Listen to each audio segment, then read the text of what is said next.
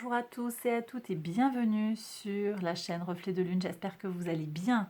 On se retrouve aujourd'hui pour le tirage sentimental du mois de novembre 2022 pour le signe du Sagittaire, Soleil, Ascendant, Lune ou Vénus en Sagittaire. Je m'appuie pour cette guidance sur la guidance générale du mois de novembre pour le signe du Sagittaire. Et je vais regarder dans une première partie les messages que vous avez à recevoir si vous êtes célibataire. Et dans une deuxième partie, si vous êtes en couple. Donc on commence tout de suite pour les célibataires. Donc je vais regarder tout ça, déjà la guidance de départ, et puis on va compléter avec des tarots et des oracles. Donc, votre entourage proche, les sagittaires, et votre vie sentimentale. Alors au niveau de l'entourage proche, de grands changements, un grand nettoyage, une transformation. Alors ça peut être de nouvelles personnes qui entrent dans votre vie. Vous avez complètement changé aussi de relation récemment parce que vous avez quitté les amis en commun que vous aviez dans un couple par exemple. Vous avez déménagé, vous avez laissé, vous êtes parti loin de chez vous. Il y a une transformation peut-être voilà, qui est imposée sur le plan physique, géographique. Vous avez aussi peut-être perdu quelqu'un. Donc là, ben, l'enveloppe charnelle est déconnectée, il n'y a plus la personne. Ok. Vous avez aussi des gens avec lesquels la relation s'est transformée. Donc il ne s'agit pas de perdre quelqu'un au sens propre, mais plutôt de modification, d'évolution assez forte, hein, de transformation de la relation. Ok. Sur le plan sentimental, vous avez quoi? Vous avez un 9 de bâton et un roi de coupe. Alors, vous avez visiblement, votre vie sentimentale vous donne un certain souci. Vous êtes un peu en mode protection actuellement, vous avez besoin de vous retrouver tout seul, et en même temps vous aimeriez avoir des contacts émotionnels. Vous aimeriez avoir de la tendresse. Et j'ai l'impression là que vous avez du mal à trouver des solutions. Alors là on me dit que c'est pas tout à fait le moment pour certains, ceux qui sont en deuil, c'est pas le moment.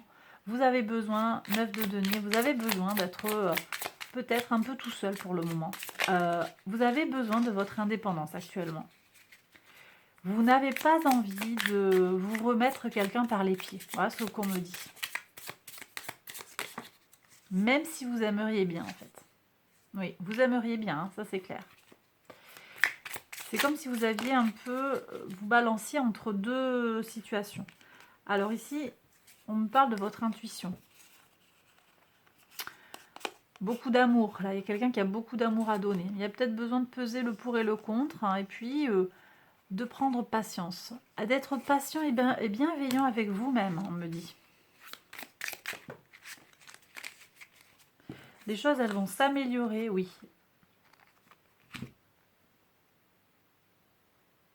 Quelqu'un vient vers vous, hein.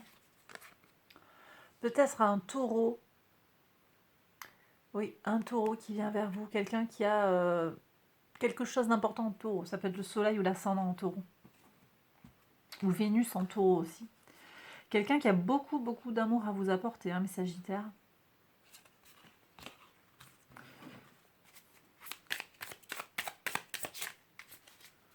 Qu'est-ce que vous avez à savoir sur la vie sentimentale ?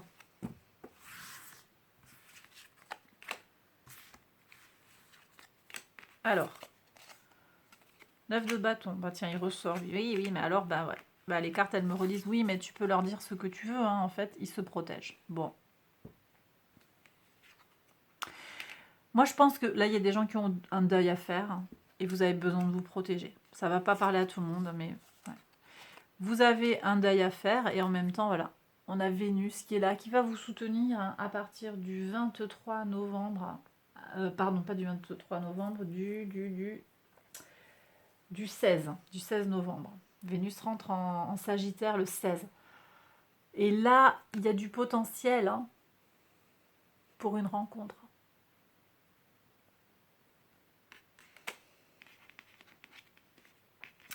Moi, je dirais la balle est dans votre camp, en fait.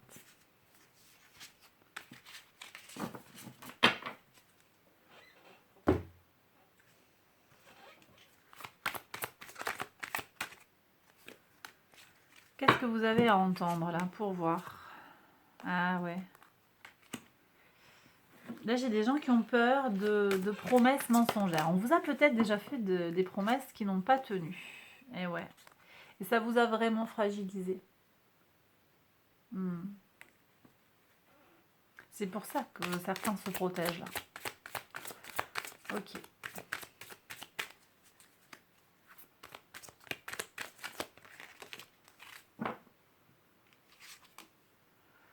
On vous invite à avoir confiance en la vie. Lâchez prise. Lâchez prise pour laisser l'amour rentrer dans votre vie, mes Sagittaires célibataires. Waouh. Mais oui, et vous avez peur d'avoir de la peine. Pour vous, être en couple, ça peut être synonyme de potentiellement avoir de la peine. Oui, je suis d'accord avec vous, il y a un lâcher-prise à opérer. On prend le risque d'avoir mal, c'est sûr. Mais on prend aussi le risque d'être heureux. Engagement. Votre vie amoureuse s'élève à un niveau supérieur d'engagement. Oui, parce que c'est l'engagement qui vous fait peur. Donc, ne serait-ce que d'être avec quelqu'un, pour vous, c'est peut-être quelque chose de déjà très important. Libérez-vous, il est temps de reprendre le contrôle de votre vie. Je ne sais pas dans quelle mesure, mes Sagittaires, votre mental prend le dessus sur votre vie sentimentale.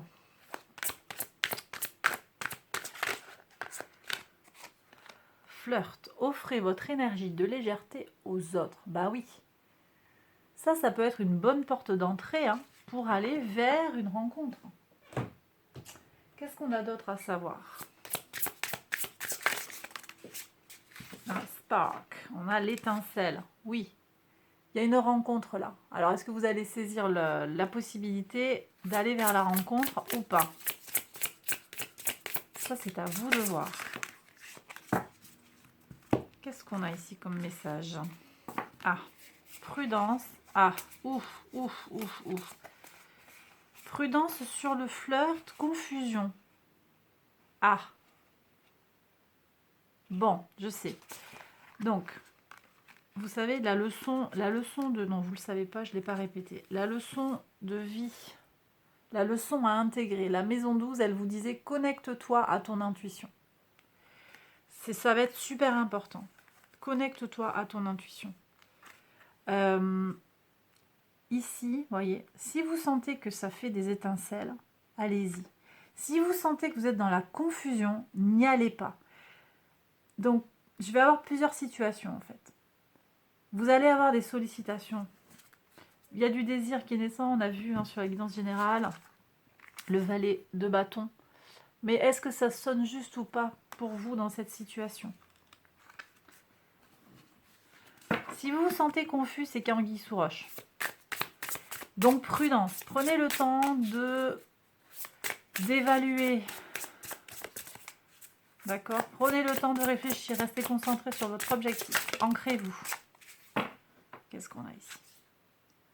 Amusez-vous. Est-ce que c'est fun? Est-ce que c'est prise de tête? Voilà. Est-ce que c'est... Ouais. Est-ce qu'on vous respecte? Est-ce qu'il y a du soutien? Est-ce que vous pouvez faire confiance? Voilà. Ça va être des signaux clairs, ça. Voyez? Si c'est brouillon, si c'est... D'ailleurs, ça peut venir de vous, ça peut venir de l'autre qui vous envoie des messages qui ne sont pas clairs. Ça peut aussi venir de vous qui êtes confus.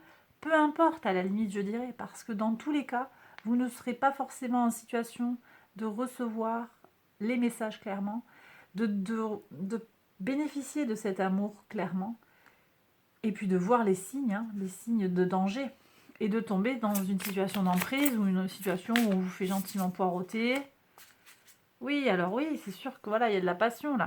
De la passion qui est très axée sur le physique. C'est à vous de voir ça. C'est à vous de voir, mais s'il y a de l'endormissement là, si on vous...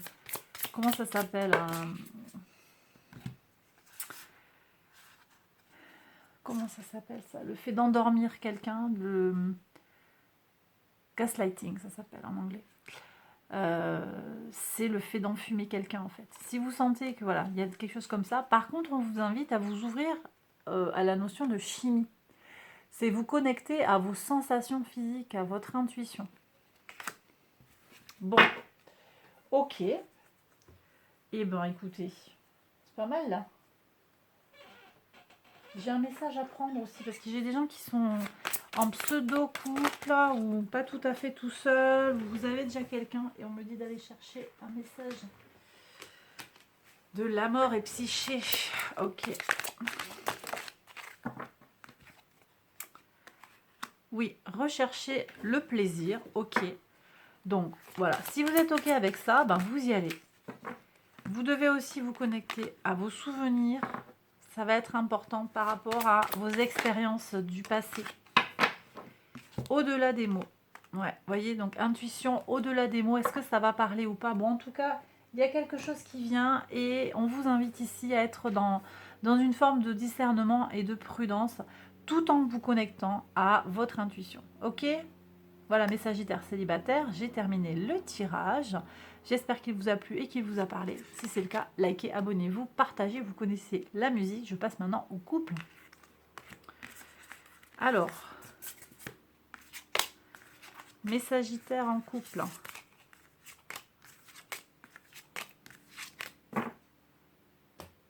On y va.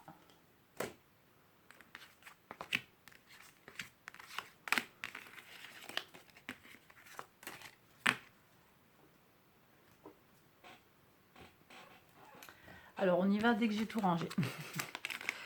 Voilà, voilà. Hop. Ça, c'est OK. Bon, alors on va regarder pour vous, mes Sagittaires en couple, hein, ce qui se passe dans le foyer, ici pour vous et pour votre autre. La vie sentimentale pour vous et pour votre autre. Alors, sur le foyer pour vous, écoutez, il y a une forme de discernement, de fermeté. C'est peut-être vous qui organisez les choses dans la maison, c'est possible. Ça peut être inversé aussi, hein, ça peut être votre autre. Vous vous en rendez peut-être pas compte, mais c'est vous quelque part qui avez... qui jouait le rôle de guide ou de leader, d'inspirateur, de source d'inspiration, on va dire. Voilà. L'autre, hein, votre autre, hein, il est dans une certaine réceptivité. Ça peut être un signe d'eau, c'est possible. Une certaine satisfaction aussi et bon, une certaine... parfois, une certaine passivité. Donc on sent que c'est plutôt vous qui êtes vraiment actif dans le foyer. Sur la vie sentimentale, qu'est-ce qu'on a? Bon, on se casse un peu la tête, mais bon. Il y a besoin de cadrer les choses des fois. De parler. Je ne sais pas si c'est une relation ancienne ici qu'on regarde ou si c'est une relation plus récente. Vous avez besoin de poser des recadrages des fois parce qu'il y a des débordements ou des paroles un peu intempestives. Mais on sent qu'il y a beaucoup de douceur et de bienveillance vis-à-vis de votre autre. Ok.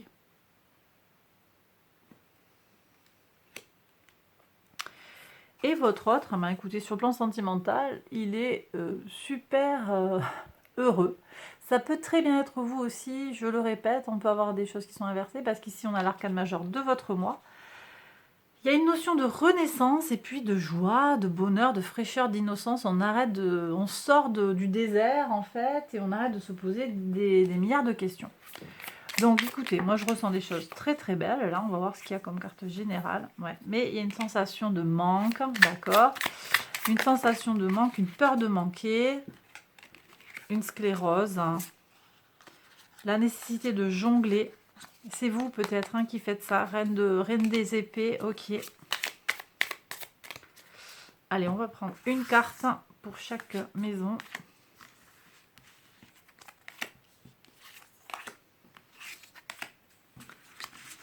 Alors, qu'est-ce qu'on a de plus à savoir? 5 de denier ici, 5 de coupe, pardon, en dos de deck. Donc, il y a un regret peut-être.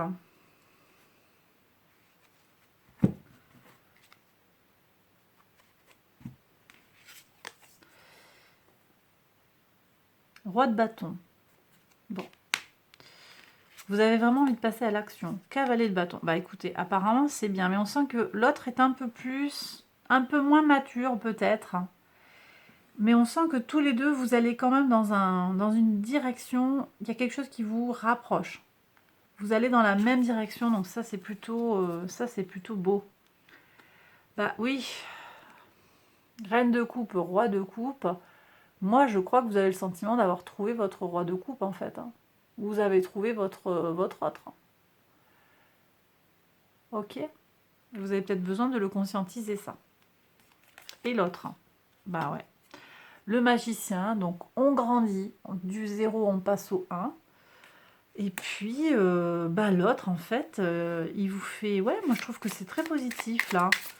Je ressens quelque chose de très, très, très positif. Il vous fait vibrer, moi, j'ai l'impression. Ouais.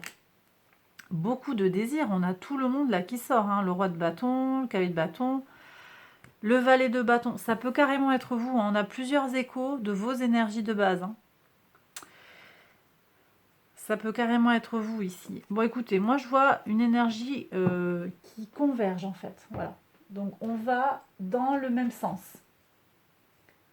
Au bout du bout, on va dans le même sens. Donc, ça, c'est l'essentiel. Ok. Et donc, cette question de peur de manquer, bah, c'est une peur qui est dans le mental. Ok. Ça reste une peur.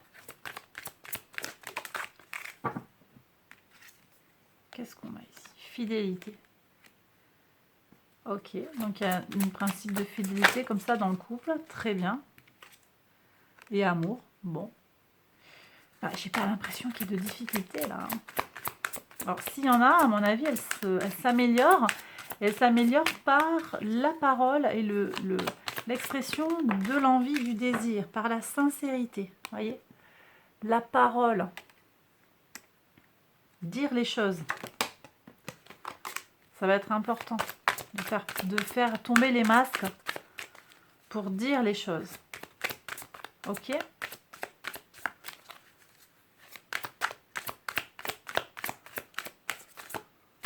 Ok. Je sais pas s'il y a un autre message là, je suis pas sûre. Non, là il n'y a plus de message. Ok, alors on va prendre le message des anges de l'amour. Amour véritable. Voici l'amour de votre vie. Alors tous les signes ne sont pas au beau fixe, c'est possible. Mais vous êtes vraiment avec quelqu'un de valable.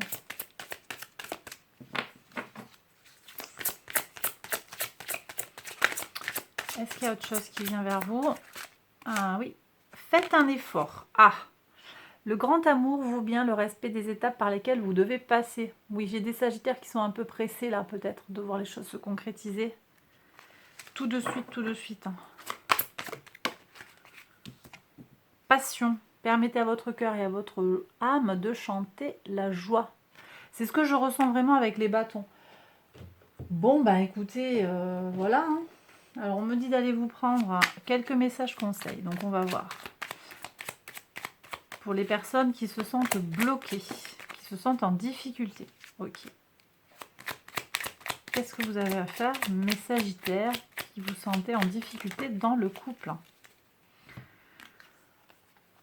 Évaluez ce que vous direz. Prudence, on a Mars qui est rétrograde. Rétrograde depuis le 30 octobre. Ça peut nous amener à avoir des difficultés à passer à l'action et à intérioriser la colère que l'on peut ressentir. Donc ça va être important de peser le pour et le contre. Vous avez une Vénus qui est en Scorpion, qui est pas hyper... voilà, qui peut pousser à l'excès en fait. Ça peut pousser à l'excès. En plus, vous n'êtes pas particulièrement bien aspecté là. Tant que Vénus ne vient pas chez vous... et elle vient le 16, sinon avant c'est un peu plus... voilà. Mais voilà, Vénus en Scorpion, elle a des... Elle est en exil dans ce signe-là, et donc elle est un peu excessive en fait. Donc prenez les choses avec modération. Bah vous voyez, j'avais pas regardé. Ah, voilà, allez-y cool là, hein, parce que Mars, vous voyez. Mars, Pluton. Ici, je suis avec Pluton parce que c'est transformation dans le Capricorne ici. Je suis avec les limitations saturniennes, Mars ici encore une fois avec la victoire, Bon, allez, on remet tout ça dans l'ordre. Donc, pas de panique, zen sur l'agressivité. Mars, je le redis, Mars rétrograde en Gémeaux, ça va poser des problèmes de communication, clairement. En plus, Mercure est en Scorpion jusqu'au 17. Et donc, ça peut nous pousser à être un peu secret. Peut-être que votre autre, il va pas tout vous dire, en fait. C'est possible. Laissez tomber. C'est pas trop le moment, en fait, si vous sentez qu'il y a des prises de tête. Ne vous chargez pas la mule. Hein. Défaites-vous des questions mentales. Régénérez-vous. Qu'est-ce qu'on avait sur la régénération ici? On avait le principe de praticité. Est-ce que c'est bon pour moi? Est-ce que c'est pas bon pour moi? Est-ce que la pensée est OK pour moi? Si vous nourrissez des pensées qui sont basées sur quelque chose de complètement imaginaire, bah, c'est pas bon pour vous, on est d'accord? Ça vous fait mal, ça vous fait fantasmer, vous psychoter. Laissez tomber. Vos propres pensées peuvent même devenir créatrices en fait, donc prudence. Croyant à la réussite du projet. Si vous partez déjà perdant, bon bah, mais c'est dommage à mon sens. Croyant en l'issue positive. L'issue sera positive, que ce soit pour une libération ou pour au contraire une réparation. Mais attention parce que, encore une fois, la première moitié de novembre ne va pas être très favorable. Attendez la moitié, voilà, à partir du 16, on va avoir, je vous dis, transit de Vénus dans votre signe, très très positif, transit de Mercure le lendemain dans votre signe, ça aussi très positif. Puis vous aurez la Lune autour du 22 qui viendra à la conjonction du Soleil. Le 23, hein, la Lune, la nouvelle Lune, elle est le 23, donc vous avez la Lune qui rentre... j'ai pas regardé précisément le transit de la Lune à quel moment il se fait, le 22 ou le 23, vu que le Soleil sera tout début, attendez, je vais vous dire, il est à 2 degrés il me semble, de mémoire, le Soleil au moment de la nouvelle Lune. Je vérifie ça immédiatement. Hop. Sur mes petits papiers. Ah oui, de 1,38 degré même. 1,38 degré, donc oui, bah, la Lune, elle est peut-être même pas, elle est entre, à quelle heure c'est? 23h, non, la Lune, elle va rentrer le 23 en Sagittaire. Bon, bref. Vous avez voilà, sur le 23, vous avez aussi de belles énergies là qui vont vous permettre de positiver les choses, d'ouvrir un nouveau cycle d'expérience sur le plan émotionnel chez vous. Hein. Voilà, donc vraiment positivez, voyez, vous prenez pas trop la tête. C'est vraiment ce que je ressens ici. J'espère que ça vous soutient, ce message, hein, qui vous aide à y voir clair aussi, hein, qui vous parle, tout simplement. Voilà, j'ai terminé la guidance. J'espère que ça vous a apporté quelque chose. Si c'est le cas, likez, abonnez-vous, partagez. Commentez également, envoyez-moi un mail si vous avez une question, n'hésitez pas. Je les lis aussi vite que je peux, j'y réponds aussi vite que je peux. Et je tiens à vous remercier ici pour les 10 000 abonnés. On a dépassé les 10 000 abonnés et c'est grâce à vous. Donc vraiment, merci du fond du cœur. Merci pour votre présence, hein. Merci pour les nombreux messages. Merci pour votre soutien. Je vous embrasse très fort et je vous retrouve très vite pour une prochaine vidéo. Bye bye!